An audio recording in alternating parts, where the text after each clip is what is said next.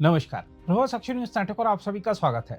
जम्मू कश्मीर में पाकिस्तान की ओर से आतंक को बढ़ावा दिए जाने के बीच प्रधानमंत्री नरेंद्र मोदी ने वरिष्ठ मंत्रियों और अधिकारियों के साथ एक बैठक कर केंद्र शासित प्रदेश के सुरक्षा हालात की समीक्षा की और आतंक रोधी क्षमताओं के पूर्ण इस्तेमाल का निर्देश दिया है।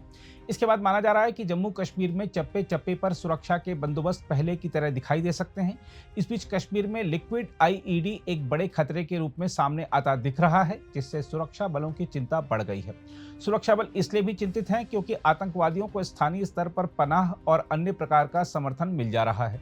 इसके अलावा एक अन्य दिक्कत यह है कि सुरक्षा बल यदि गांव वालों से पूछताछ कर रहे हैं और संदिग्धों को हिरासत में ले रहे हैं, तो विपक्ष इसे लोगों को परेशान करने की कवायद बताकर इसका विरोध कर रहा है। जम्मू कश्मीर में जल्द ही अमरनाथ यात्रा शुरू होनी है और अक्टूबर से पहले वहां राज्य विधानसभा के चुनाव भी कराए जाने हैं। ऐसे में सुरक्षा हालात को तत्काल दुरुस्त करना बेहद जरूरी हो गया है। जम्मू कश्मीर से अनुच्छेद 370 हटाए जाने के बाद वहां शांति स्थापित हुई, लेकिन उस शांति में खलल डालने के प्रयास जब तब होते रहते हैं। इसलिए माना जा रहा है कि मोदी सरकार राज्य के हालात को संभालने के लिए जल्द ही कोई बड़ा कदम उठा सकती है। जहां तक प्रधानमंत्री की ओर से की गई बैठक की बात है, तो आपको बता दें कि तीर्थयात्रियों को लेकर जा रही एक बस पर हमले सहित जम्मू और कश्मीर में हाल के दिनों में हुई कई आतंकवादी घटनाओं के बाद गुरुवार को केंद्र शासित प्रदेश की सुरक्षा स्थिति की समीक्षा की गई और अधिकारियों को आतंकवाद रोधी क्षमताओं का पूर्ण इस्तेमाल करने का निर्देश दिया गया। राष्ट्रीय सुरक्षा सलाहकार अजीत डोभाल और अन्य अधिकारी मोदी की अध्यक्षता में हुई बैठक में शामिल हुए। इस दौरान केंद्रीय गृह मंत्री अमित शाह से भी बात की गई और सुरक्षा बलों की तैनाती और आतंकवाद विरोधी अभियानों पर चर्चा की गई।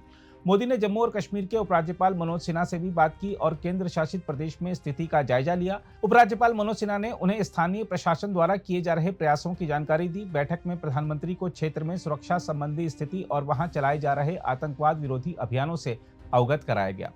इस बीच जम्मू कश्मीर के पुलिस महानिदेशक आर स्वैन ने पाकिस्तान पर अपने भाड़े के सैनिकों के जरिए यहां का शांतिपूर्ण माहौल बिगाड़ने की कोशिश करने का आरोप लगाते हुए कहा है कि भारतीय सेना दुश्मन को मुंहतोड़ जवाब देने के लिए दृढ़ संकल्पित है। स्वैन ने दुश्मन एजेंटों को चेतावनी भी दी है कि वे आतंकवाद का समर्थन करने के अपने फैसले पर पछताएंगे। उन्होंने यह भी कहा कि उनके यानी एजेंटों के पास परिवार, जमीन और नौकरियां हैं, जबकि पाकिस्तानी आतंकवादियों के पास खोने के लिए कुछ नहीं है। डीजीपी ने रियासी जिले में संवाददाताओं से कहा, जम्मू कश्मीर में आतंकवाद का प्रारंभिक बिंदु सीमा पार है।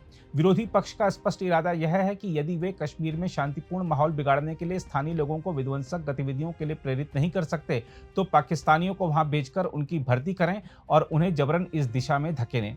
पुलिस प्रमुख ने कहा, दुश्मनों के एजेंट पैसे और नशीले पदार्थों के लिए ऐसा यानी विदेशी आतंकवादियों की मदद कर रहे हैं। उनकी पहचान की जाएगी और उनसे सख्ती से निपटा जाएगा। उन्होंने कहा, हम उन्हें चेतावनी देना चाहते हैं कि विदेशी आतंकवादी मारे जाएंगे, लेकिन जो लोग उनका समर्थन कर रहे हैं उन्हें पछताना पड़ेगा। उन्होंने कहा कि विदेशी आतंकवादियों के पास कोई नहीं है, चाहे उनके बच्चे हों या नहीं। उन्होंने कहा, हमें नहीं पता कि वे जेलों से उठाकर किसे यहाँ भेज रहे हैं, लेकिन जो लोग उनका यानी आतंकवादियों का यहाँ समर्थन कर रहे हैं, उनके पास यहाँ जमीन, बच्चे और नौकरियां हैं और उन्हें नुकसान उठाना होगा।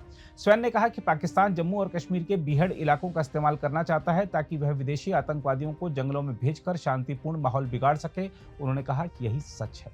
हालांकि उन्होंने कहा कि सुरक्षा बल शांति बनाए रखने और जम्मू कश्मीर से आतंकवाद को खत्म करने के लिए दृढ़ संकल्पित और वचनबद्ध हैं। उन्होंने कहा, हमारा जवाब क्या होगा, हम छोटे नुकसान के लिए तैयार हैं, क्योंकि जब हम पर युद्ध थोपा जाता है और आतंकवादी हमें मारने या मरने के लिए हमारे सामने खड़े होते हैं, तो हम अपने सभी संसाधनों का इस्तेमाल करते हैं और हमारा प्रयास मुंहतोड़ जवाब देना होता है। क्योंकि उनके पास परवाह करने वाला कोई नहीं है, इसलिए नुकसान पहुंचाने की उनकी शक्ति अधिक प्रतीत होती है। उन्होंने कहा कि आतंकवाद ने 1995 में जम्मू क्षेत्र खासकर डोडा और रामबन में अपने पैर पसारे, लेकिन 2005 तक यह पूरी तरह से खत्म हो गया। उन्होंने कहा, अगर हम इसी तरह की चुनौती का सामना करते हैं तो निश्चिंत रहें कि हम उन्हें मुंहतोड़ जवाब देने और शांतिपूर्ण माहौल बनाए रखने के लिए उन्हें एक एक कर मारने के लिए प्रतिबद्ध और वचनबद्ध हैं। दूसरी ओर कश्मीर में उभर रहे नए खतरे की बात करें तो आपको बता दें कि जम्मू कश्मीर के आतंकी परिदृश्य में तरल विस्फोटक के 17 साल बाद फिर से वापसी करने के संकेत दिख रहे हैं, क्योंकि हाल ही में पुलिस ने एक आतंकवादी ठिकाने पर छापेमारी में लिक्विड इम्प्रोवाइज्ड एक्सप्लोसिव डिवाइस बरामद किया है। एक अधिकारी ने बताया कि इस लिक्विड इम्प्रोवाइज्ड एक्सप्लोसिव डिवाइस का पता लगाना मुश्किल होता है और इसीलिए इसे डिफिकल्ट टू डिटेक्ट यानी D2D श्रेणी में रखा गया है। इस महीने की शुरुआत में पुलवामा में हुई मुठभेड़ में लश्कर ए तैयबा का आतंकी कमांडर रियाज डार उर्फ सतार और उसका साथी रईस डार मारा गया था। इसके बाद पुलिस ने आतंकवादियों के एक ओवरग्राउंड वर्कर यानी OGW को गिरफ्तार किया था। इसी OGW से तरल IED बरामद हुआ है। हम आपको बता दें कि रियाज डार 2014 में प्रतिबंधित संगठन लश्कर-ए-तैयबा में शामिल हो गया था और उसने मारे गए पाकिस्तानी आतंकवादियों अबू दुजाना और अबू इस्माइल के साथ काम किया था। वह कई आतंकवादी गतिविधियों में शामिल था। रियाज पर 10 लाख रुपए से अधिक का नकद इनाम घोषित था, वहीं रईस डार पर 5 लाख रुपए का नकद इनाम घोषित था। पुलिस ने मुठभेड़ के तुरंत बाद लश्कर आतंकवादियों के लिए काम करने वाले OGW के खिलाफ कार्रवाई की और उनमें से 4 को गिरफ्तार कर लिया। अधिकारियों ने बताया कि पूछताछ के दौरान एक OGW ने बताया कि आतंकवादियों को पुलवामा के निहामा के रहने वाले बिलाल अहमद लोन, सज्जाद गनी और शाकिर बशीर ने पनाह और रसद प्रदान की थी। उन्होंने बताया कि इससे आतंकियों के OGW नेटवर्क का खुलासा हुआ और इन तीनों को बाद में गिरफ्तार कर लिया गया। उन्होंने बताया कि पूछताछ के दौरान OGW ने पुलिस को बताया कि लश्कर-ए-तैयबा के 2 आतंकवादियों ने तरल IED तैयार किया है। शाकिर बशीर ने उन्हें बागों में छिपा दिया था।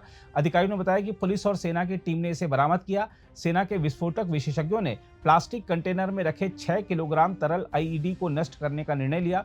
उन्होंने कहा कि इसे एक बड़े खतरे के रूप में देखा जा सकता है क्योंकि ऐसे विस्फोटकों को D2D श्रेणी में रखा जाता है। हम आपको याद दिला दें कि दक्षिण कश्मीर में 2007 के दौरान आतंकवादी गुटों ने तरल विस्फोटकों का इस्तेमाल किया था, लेकिन इसके बाद जम्मू कश्मीर में आतंकवाद के दशक के दौरान ऐसा कुछ नहीं देखा गया।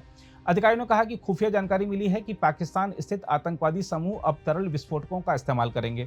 उन्होंने बताया कि जम्मू कश्मीर पुलिस ने फरवरी 2022 में जम्मू में अंतर्राष्ट्रीय सीमा के पास पाकिस्तानी ड्रोन से फेंके हथियार और गोला बारूद बरामद किए थे।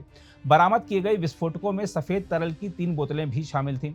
इन बोतलों को 1 लीटर की बोतलों में पैक किया गया था। अधिकारियों ने बताया कि फॉरेंसिक जांच से पता चला है कि यह ट्राइनाइट्रोटोलुइन यानी TNT या नाइट्रोग्लिसरीन हो सकता है, जिसका इस्तेमाल आमतौर पर डायनामाइट में किया जाता है, लेकिन इस संबंध में अभी अंतिम रिपोर्ट नहीं आई है।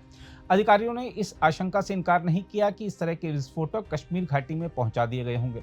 जहां तक जम्मू कश्मीर के सुरक्षा हालात को लेकर हो रही राजनीति की बात है, तो आपको बता दें कि नेशनल कॉन्फ्रेंस के नेता उमर अब्दुल्ला ने जम्मू क्षेत्र में आतंकवादी हमलों के बाद लोगों की कथित गिरफ्तारी और परेशान करने को लेकर जम्मू कश्मीर प्रशासन पर निशाना साधते हुए कहा है कि अगर सरकार आतंकवाद को खत्म करना चाहती है तो उसे स्थानीय लोगों को अपने साथ लेना होगा।